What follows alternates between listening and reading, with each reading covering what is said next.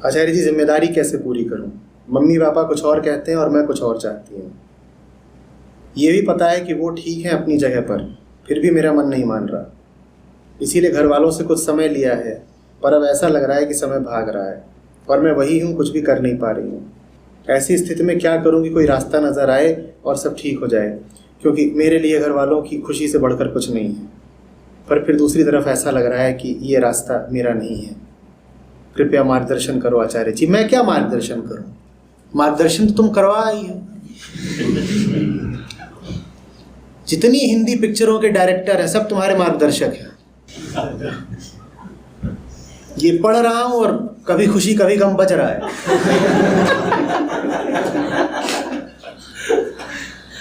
मेरे लिए मेरे घर वालों की खुशी से बढ़कर कुछ नहीं। जरूर। मेरे चेहरे पे क्या लिखा है? नाम है मेरा आचार्य प्रशांत। इतनी आसानी से बुद्धू बना लोगी?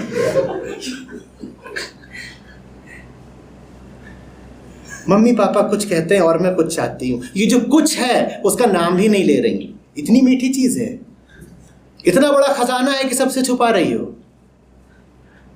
नाम तो उसी का नहीं लिया जाता जिसको या तो बहुत सम्मान देते हैं या जो नामातीत होता है। परमात्मा का कोई नाम नहीं होता। ये कौन है जिनका तुम नाम भी नहीं लेना चाहते प्रिया? सारा खेल तो सवाल से ही खुल गया ना। हाँ, शादी। जैसे रसगुल्ला बट गया। बोला ही इतनी मिठास से। तुम्हें क्या लग रहा है तुम बच जाओगी? हाँ, ये देखो क्या कह रहे हैं माताश्री पिताश्री, कर लो, या कह रहे हैं कि ना करो? कर लो। तुम क्या कह रही हो? नहीं करनी। ये तो हर लड़की कहती है शुरू शुरू में। तुमने नया क्या बोल? ये तुम अपनी शर्माहट, अपनी ब्लशिंग देखो। तुम तो अभी से विवाहिता हो। तैयारी ट्रेनिंग पूरी है बिल्कुल। ऐसे ही तो शर्माना होता है। जब इतना कुछ सीख लिया है तो आगे के कामों से कैसे बच जाओगी? छोटी बच्ची पैदा होती है, उसे पता होता है कि ऐसे शर्माना है।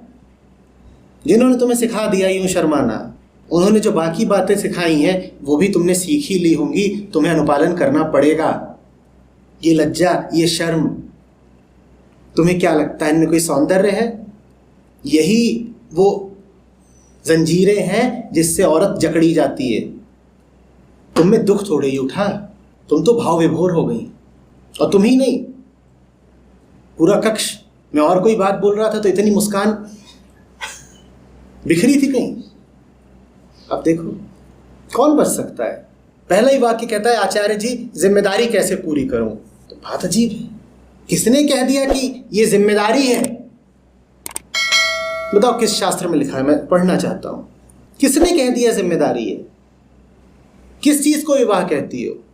मुझे समझाओ। मैं थोड़ा नासमझ आदमी हूं, मैं नहीं जानता। मुझे बताओ किसको विवाह कहते हो? मैं सत्य जानता हूं, परमात्मा जानता हूं, मैं प्रेम जानता हूं, आनंद जानता हूं, मैं मुक्ति जानता हूं, सरलता जानता हूं। मुझे विवाह समझाओ क्या होता है। मैंने किसी उपनिषद में इस नाम का शब्द पढ़ा नहीं। मैं जानना चाहता हूं ये जिम्मेदारी कैसे हो गया। मूढ़ बनाऊं? मुझे तो इतना पता है कि जो पैदा हुआ है उसकी एक जिम्मेदारी होती है मुक्ति। ये 50 जिम्मेदारियां कहां से आई? जवाब दो। ये क्या है? विवाह क्या है? ये प्रश्न ही दिमाग में नहीं आता ना। और मैं खिलाफ नहीं हूं विवाह के। मैं बेवकूफ़ी के खिलाफ हूं, मैं मूर्खता के खिलाफ हूं। विवाह कुछ होता होगा, अच्छा बुरा मुझे नहीं पता। मुझे समझाओ विवाह क्या होता है, जिम्मेदारी कैसे हो गया? और खास तौर पर ऐसा विवाह जो मम्मी पापा के कहने से किया जाए, ये क्या है? तो आचार्य साहब मन नहीं मान रहा है ऐसे काम के लिए, शादी के लिए। तो जिम्मेदारी कैसे हो गई? तुमने शुरू में ही कैसे लिख दिया कि जिम्मेदारी है? मतलब और भी कई चीज़ हो जाती है। मतलब अगर तुम ऐसा नहीं करोगे तो लोग क्या कहेंगे, तो मतलब हम किसी को क्या जवाब देंगे, तो जिम्मेदारी है तुम्हारी। तुम कुछ हो या जितनी हो बस लोगों के लिए हो, कुछ निजी है तुम्हारा। विवाह का मतलब जानती हो क्या होता है? किसी दूसरे व्यक्ति की निरंतर संगति को स्वीकार कर लेना। दिन रात सिखाता रहता हूं कि एक चीज है अगर जो आदमी के पूरे जीवन का फैसला कर देती है, वो है संगति। तुम जिसके साथ रह रहे हो तुम वही हो जाओगे। तुम किसके साथ रहने जा रही हो जिंदगी भर के लिए या कम से कम कुछ सालों के लिए, और क्यों, कैसे चुना तुमने? जवाब तो दो। पहली बात तो ये देखो कि संगति आवश्यक है। आदमी के भीतर अधूरेपन का भाव होता है, आदमी को कुछ तो चाहिए जिसके वो साथ हो सके। तो हम मानते हैं कि तुम्हें कोई चाहिए, संगति जरूरी है।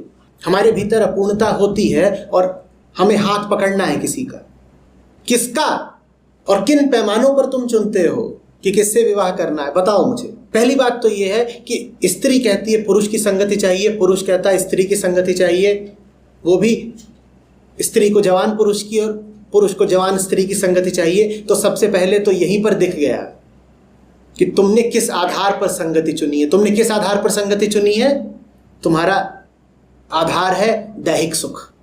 तुम कहते हो जिसके साथ तुम संभोगरत हो सको उसी की संगति करोगे, है ना?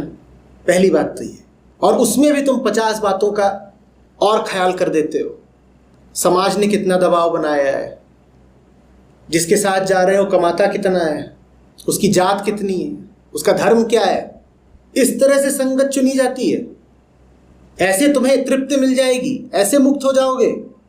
बोलो, जिसको तुम चुन ही देह देख कर रहे हो वो दिन भर तुम्हारी देह नहीं नोचेगा। चलो ठीक है, सिर्फ देह देख कर नहीं चुन रहे, वो तो मैं भी कह रहा हूं, तुम पैसा भी देखते हो तो ठीक है, देह नोचेगा, पैसा दे देगा। ऐसे जीना है।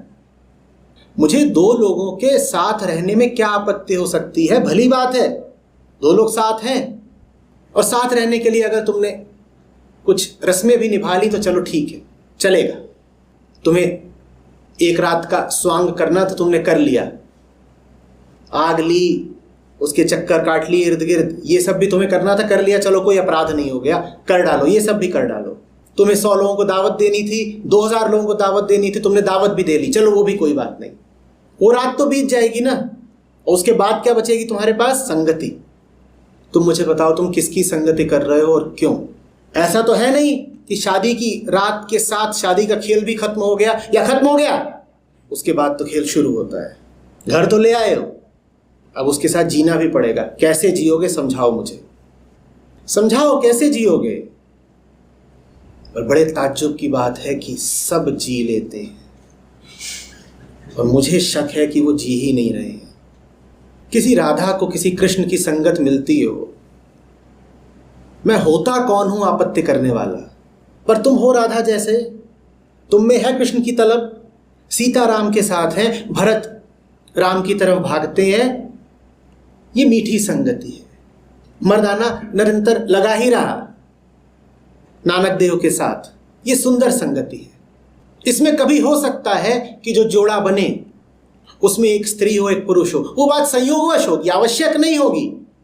तुम्हें जहां सच्चा प्रेम मिल जाए, तुम्हें जहां परमात्मा मिल जाए, तुम वहां हो लो। पर क्या तुम शांति की खातिर साथी का चुनाव करते हो?